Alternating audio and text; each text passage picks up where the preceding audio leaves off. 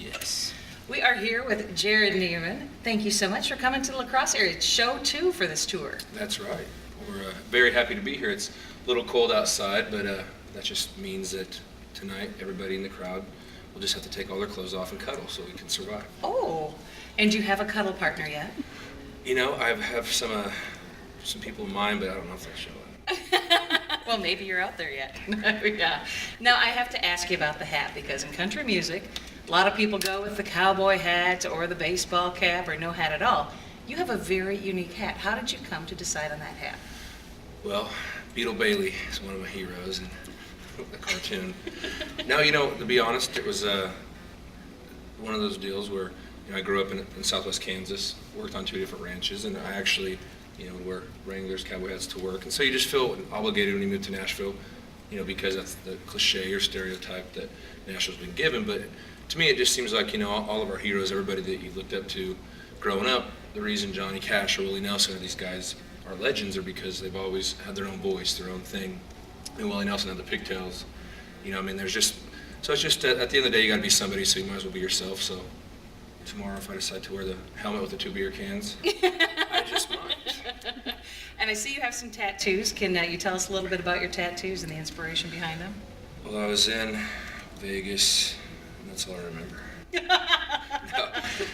My favorite country artist of all time is Lefty Frizzell, and he's probably the main reason I moved to Nashville, musically, and I'm left-handed, and also I'm from, like as I mentioned, Kansas, the Wild West, and so it's kind of got a Wild West look, so it's just something I can see every night on stage to remind me who I'm playing for, and to not take that for granted.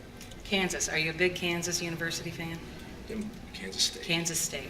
Yeah. I really appreciate the Jayhawks basketball and go for them when they're rocking. It's my home state. I attend either school, but when it comes to throwing down until I throw up, it's definitely Manhattan, Kansas. What the hell is a Jayhawk? I don't know. It's a sort of in the same dimension as a unicorn.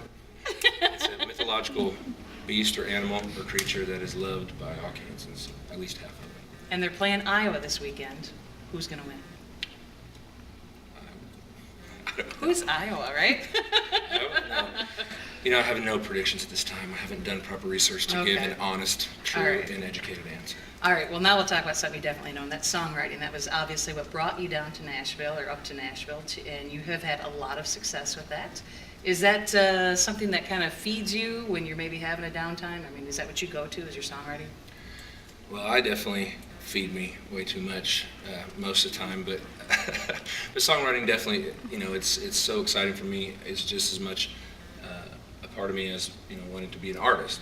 And they're completely 100% together, 100% separate.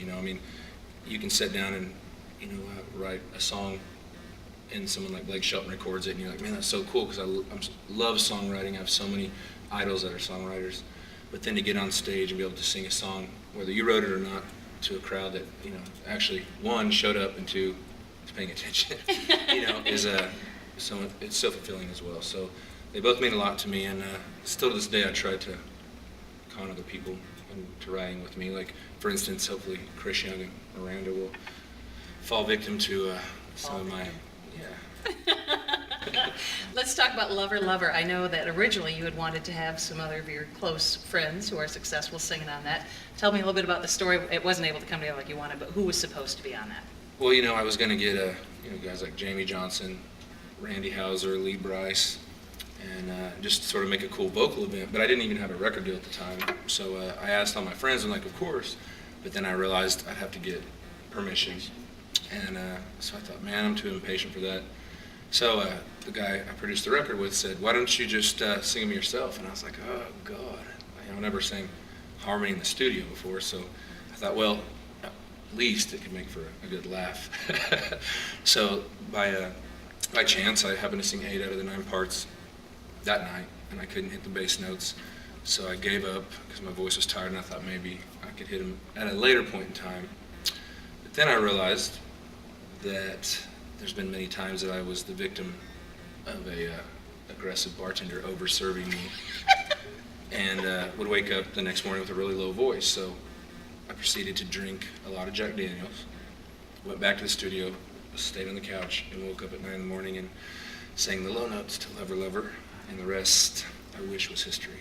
Wow. It's not. So now every time you hear that song, you're going to know that you were on all those parts, including the low one with a hangover. Yeah, so it's 8 sober me and 1 delusional hungover me. Nice. Let's talk food.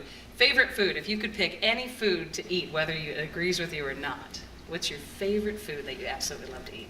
You know, I do love pizzas, just because you can put anything on a pizza, you know, and throw it in the oven. And so a big pizza fan, big sandwich fan, because once again, you can just slap stuff together. So I'm not very complicated or cultured or classy or fancy, but being from Kansas, I do like a good, tasty piece of meat. Oh, boy. Medium rare. Good to know. Good to know. I was going to respond to that one, but I think I'll pause on that particular note. Let's talk who you would ideally like to perform with if you ever get the chance to do a duet or even an ensemble of sorts. Who would be your ideal partners on the mic? Well, you know, I'd say most of my choices are no longer with us, unfortunately. But a lot of guys I've been fortunate to get on stage with: Blake Shelton and Brad Paisley and Miranda and Crosse and Gary Allen, and just some of these people that I've looked up to for a long time. But I think for me it'd be fun to, I know it almost is cliche to say Garth Brooks, but since I've worked with him, it would be neat to maybe sing, Good Ride Cowboy, or one of the songs we wrote together on stage. How did that come together that you were able to write that with Garth or for Garth? Well, it's really just an unbelievable, just opportunity. My friend, who's this enormous Garth Brooks fan, sort of ran into him and kind of just hit him up to write. And Garth, being, the very generous, crazy, cool guy that he is, just said, "Well, man, drop some songs off, and if they're good, you'll hear from me. If they're not something we can use, then you won't." And so he dropped some songs off. And the next day, he called us both, invited us out to his house, which was just nuts. And we actually wrote "That Girl's a Cowboy" that day, which ended up being recording years later. And then a few years later, he had relocated to Oklahoma and invited us out there and wouldn't tell us why. And when we got there, he said, "All right, I only have a couple hours to work on this because I have to go do Jay Leno." But you don't really hear that excuse that often, from a co-writer. So then he said he wanted to do a tribute for Chris Ledoux, and knowing that I and he and of course my buddy Richie Brown, huge Chris Ledoux fans, and so we were just blown away. I remember going to the restroom and I was like praying. I said, "Lord, please, if I've ever contributed to anything, don't let me, don't let him regret this, So luckily we just went out there and we just threw out some ideas for most of the writing period. And we had like half an hour left, and Garth picked up a guitar, and all the things we've been talking about, the things we'd thrown out, he had figured out how to place them all perfectly, and just once again was blown away by the greatest entertainer that of our time. So you see why he's at that elite level. Well, and he's supposed to be coming back out on tour after his youngest daughter, which is just in a couple of months, so maybe you'll get lucky. Well, if not, I promise you I will be trying to hit him up for at least tickets. You're going to be up at Country Jam with us in Eau Claire later on this summer. For all the ladies watching this, what is something that they could be wearing or not wearing to get your attention? Their birthday suit would definitely, I think, get everybody's attention. I'm just being honest. I promised myself I would not be honest in this interview, but I am being honest. If everybody in the crowd that were female were naked, it would definitely grab everybody's attention. It would be filled for sure with. Yeah, and I would probably be trying to figure out a way to pause the day. Mm-hmm. Groundhog Day. Yeah, live it over and over. Praying for good. No, I do like the bikinis. That's always festive. Okay. Well, July's a good time for that here in Wisconsin. Absolutely, and there's a lot of beautiful women here in Wisconsin. There it is. I'm looking at one right now, and another one right now. Behind the camera, you can't see Pamela. She actually should be the one on camera. I'm in radio here. I think you both should be on camera. You have some experience in parties with the campgrounds too. So any advice you can offer to our country jammers as they prepare to camp and party? Oh yeah. If you don't think that I know how to play hammerschlagen or beer darts or any of these other games that go on in those campgrounds, kids, then you are wrong. I will be in those campgrounds and I will be defeating you and your friends, or at least on your team, fellas, wear shirts. Skins. So yes, I was fantasizing about partying with everybody from Wisconsin in the campgrounds. So now your star has really started to rise, and you're finally getting some notoriety. Is it hard not to party even harder, or do you find yourself trying to find the time to do it because you have such a hectic schedule? You know, I try to stay disciplined. I've always partied at the same level since day one of partying. So I've never let up or let anybody down. It's sort of my motto. That's a good motto. I like that one.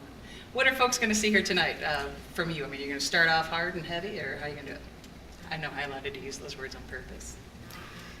Well, it sounds like you've already seen the show.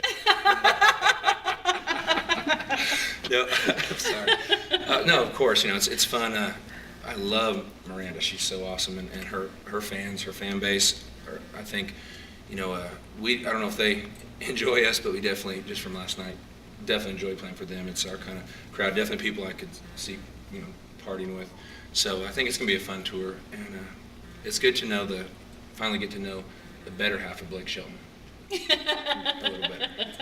This is not your first time here at La Crosse either. What are some of the things you like about this area? I'm sure you were able to see a little bit. Well, we all know that beer is a part of everybody's life around here in the culture, and that means a lot to me because it is mine as well. So that being said, that's a given.